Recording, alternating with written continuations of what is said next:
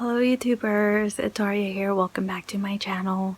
So today I wanted to talk to you guys more about, what my anesthesiologist did for me. This last time that I had my nerve block, I didn't realize at the moment just how, I guess, helpful and positive he was trying to make the experience for me. But now that I'm out of it, I realize just how much he tried to make it a more positive experience for me. So this time around, I was really nervous to have this injection. I had a panic attack in the waiting room, and thankfully about half an hour went by before I was actually called back.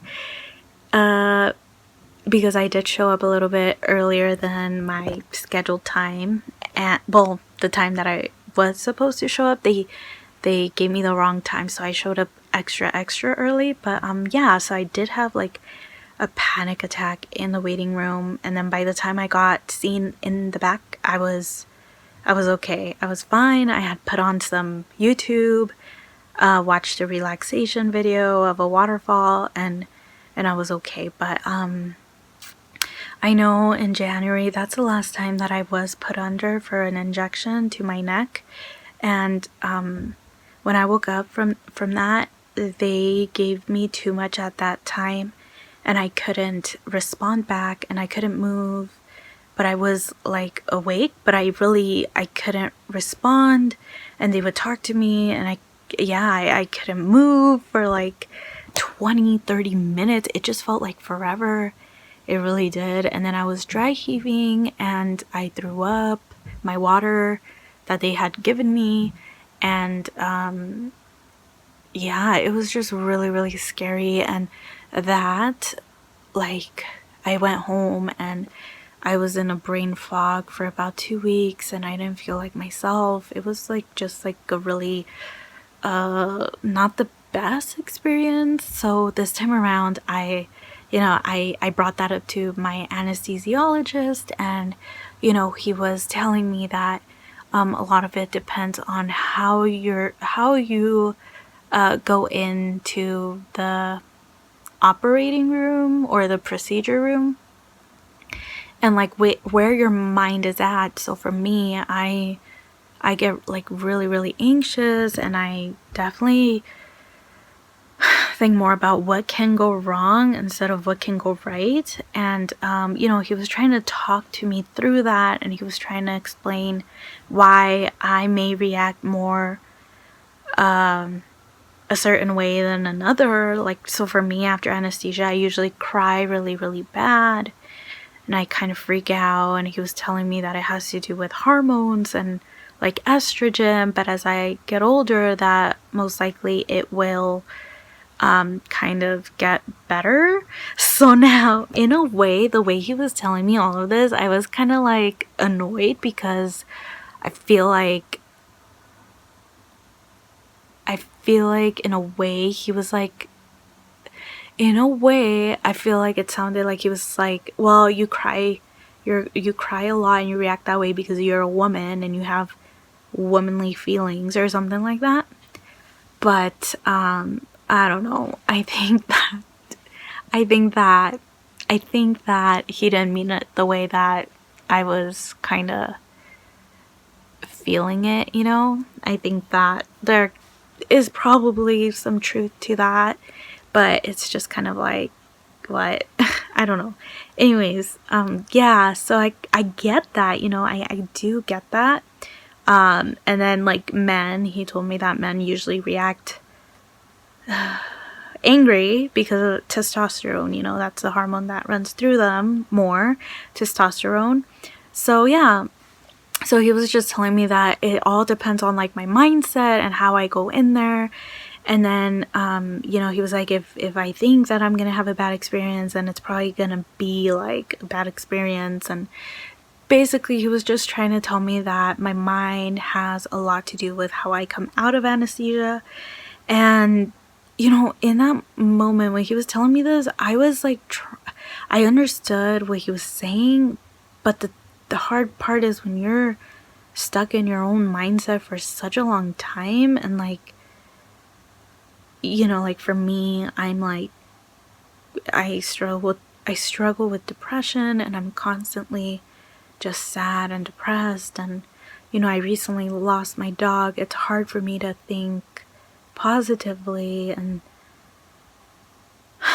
think, yeah, about any of this, because you know, I never wanted any of this. I never wanted to have to go through this. So yeah, but I do understand what he was saying. But I remember that when I was on the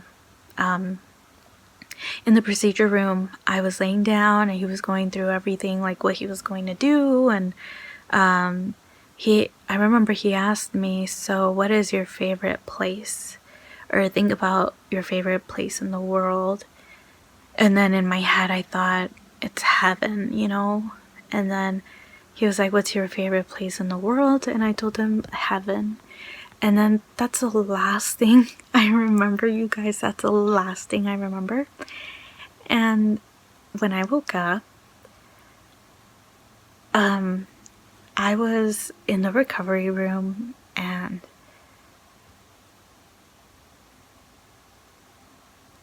I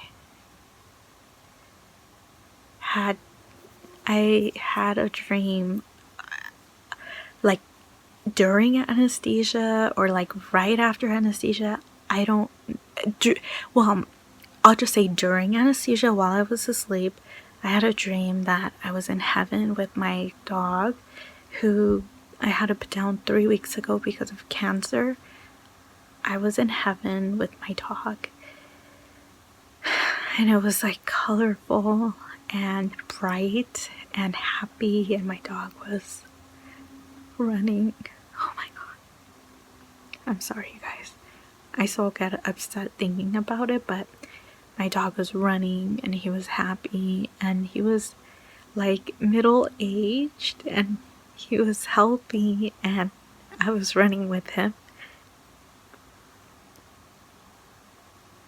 And it was beautiful because the last time I ran was before I ever got injured, which would have been 2.5 years ago.